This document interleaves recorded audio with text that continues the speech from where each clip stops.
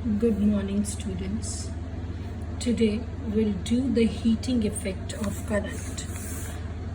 See, in first chapter we did कि current pass करते हैं, chemical reaction occur होती है, which we called as chemical effect of current. हमने current pass किया था, water dissociate हो गया था, decomposition reaction. So it is a chemical effect of current, right?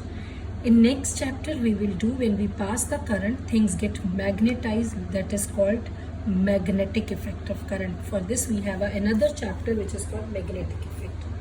But now we will do, when we pass the current, heat energy is produced, means production of heat energy on passing current. Production क्या है? Heat energy की, कब? जब current pass की. Now when the current flows on maintaining potential difference, electron moves, hit each other and produce heat energy. What I want to say is, like, this is a conductor. At the both end we maintain the potential difference. Now when we maintain the potential difference, electron will move randomly. When they move, they hit each other. When they hit, they produce friction and produce heat energy. So that production of heat energy on passing that current is known as heating effect of current. हमने क्या maintain करा? Potential difference. Due to that, work is done to carry charge which produce heat energy. Means W is equals to V into Q. Work is done to flow the charge when we maintain the potential difference, right? From Ohm's law, we know V is equals to IR.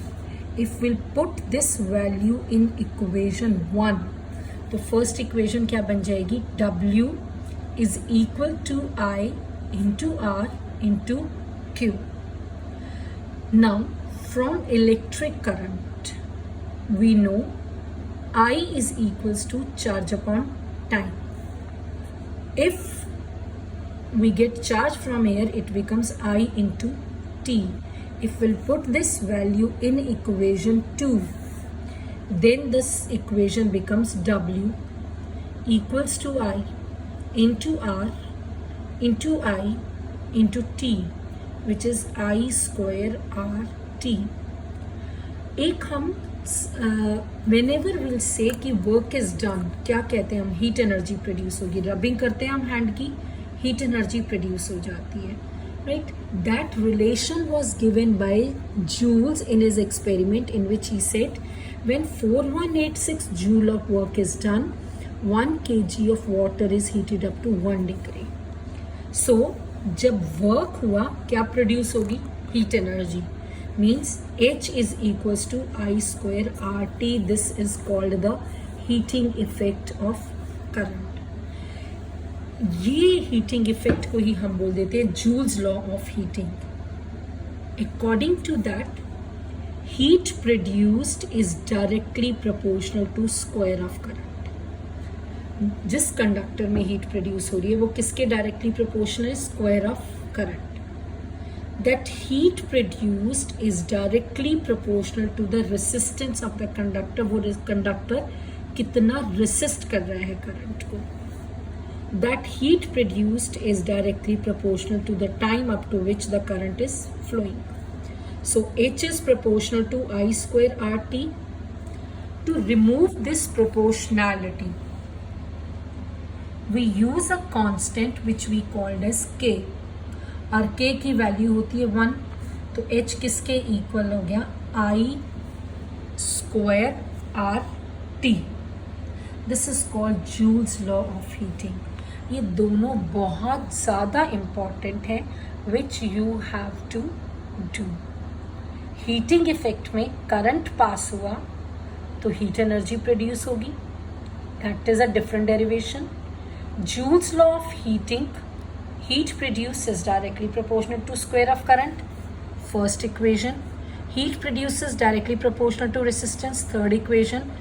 And time, third equation. तीनों को sum up करा, then it becomes H is proportional to I square RT। Proportionality remove करी K से जिसकी value 1 है, तो formula बन गया H equals to I square RT। अब सबसे इम्पॉर्टेंट रीजनिंग, और ये बहुत इम्पॉर्टेंट क्वेश्चन है, कि आप एक बल्ब लेते हो,